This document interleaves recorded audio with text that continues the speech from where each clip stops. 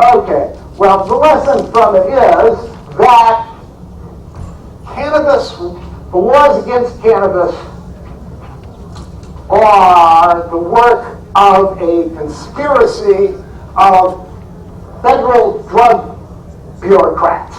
The laws were written by pharmacy regulators, by pharmacy boards with an interest in doing this. They had nothing to do with William Randolph Hearst or Kemp, or even much to do with anti-Mexican prejudice. They had to do with a bureaucratic prohibitionist agenda that the government was pushing down on the United States as early as 100 years ago. So, with that background, let's talk about some of the more happy things that have happened.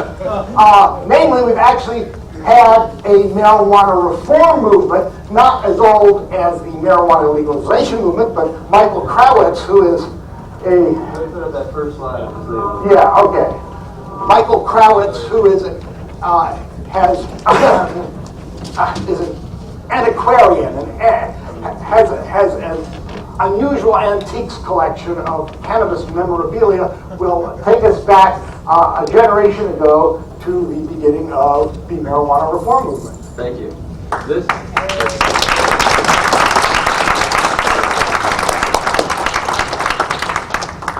This slide is to remind me to thank Normal for bringing us here. This is really great. Bringing these guys together, I feel like I'm worthy. These guys are my personal heroes. A little bit about me, because a lot of you don't know who I am, and a lot of you know very much about me, but maybe don't know what makes me tick. Very short abridged version. I grew up in the auction business, spent all the 70s and the late 60s and the early 80s in the auction business, doing hundreds of auctions in New Jersey. Went in the Air Force with dreams of flying a helicopter, but got shot down with those dreams and became a disabled vet instead. As a disabled vet and a medical marijuana user, and still one of the crew that you might have seen in the newspapers in that 55% of kids that smoked pot in front of the high school in 1979. That was me. I was out in front. And as an unabashed, ex-marijuana user, coming back to medical marijuana and studying medical marijuana gave me a little tunnel underneath the Reefer Madness and connected up all the cannabis history with all the antiquing of my youth. So I became an instant cannabis historian, lifelong pursuit. I've been doing it my whole life. I just didn't know it. So that's where I start from.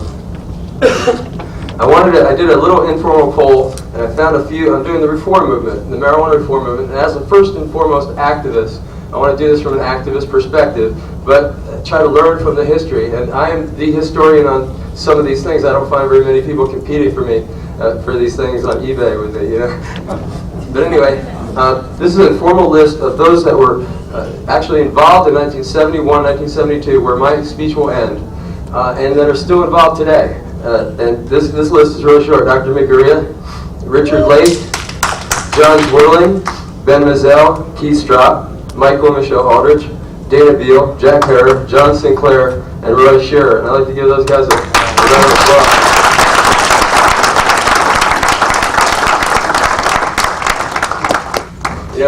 Giggle sticks, gauge, muggles, reefers, joints.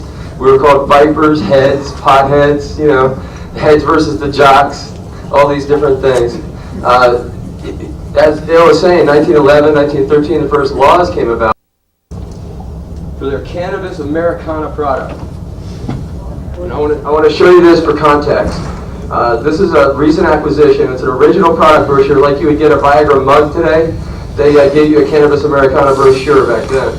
And Cannabis Americana was a hard-fought battle within the drug industry in the early 1900s, where they finally perfected Cannabis Americana. So this would have been the first time really bomb cannabis was grown in the United States. And a lot of the first potheads would be keen enough to go down to their local pharmacy and buy the extract, put it in little capsules, and sell it on the street.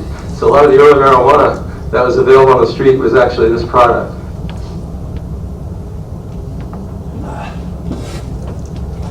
Sorry.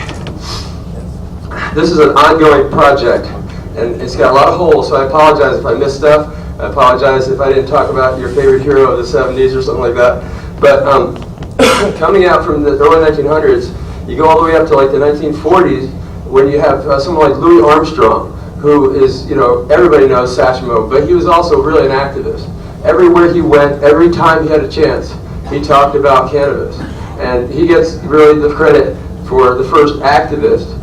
Before him, we get partial credit for Dr. Woodward, who you might remember spoke against the Marijuana Tax Act.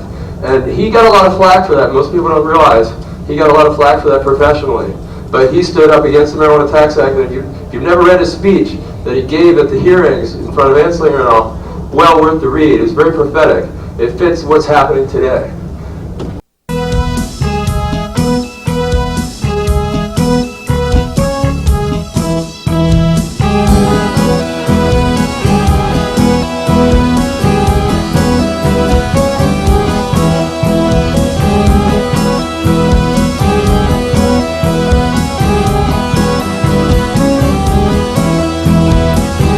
We so happy we alive, we together can survive. Stop the bullshit, stop the lies, and now's the time to legalize. Tell me brother, tell me true, what the hell we gonna do?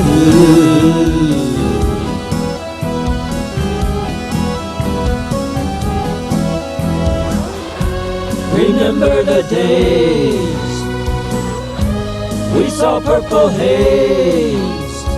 1 and 1 is 3. Hey, hey, baby, what you do to me? We so happy, we alive, we together can survive.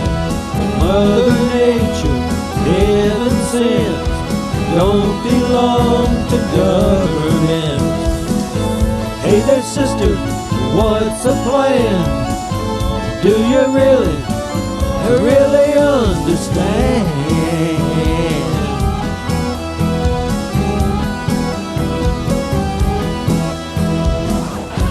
Remember the days we saw purple haze. 1 and 1 is 3. Hey, hey, baby, what you do to me? We so happy, we alive, we together can survive. Stop the bullshit, stop the lies, now's the time to legalize.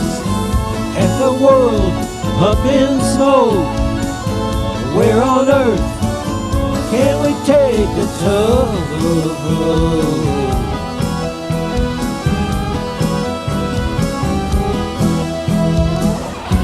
Remember the days we saw purple haze.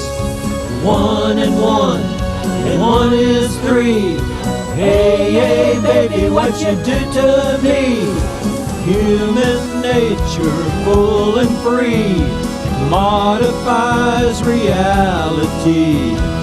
Open up, inner flower, peace and love, inner power.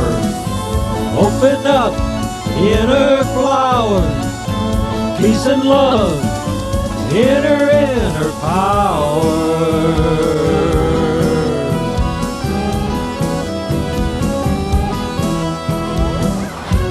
Remember the days we saw purple haze. 1 and 1 is 3. Hey, hey, baby, what you do to me?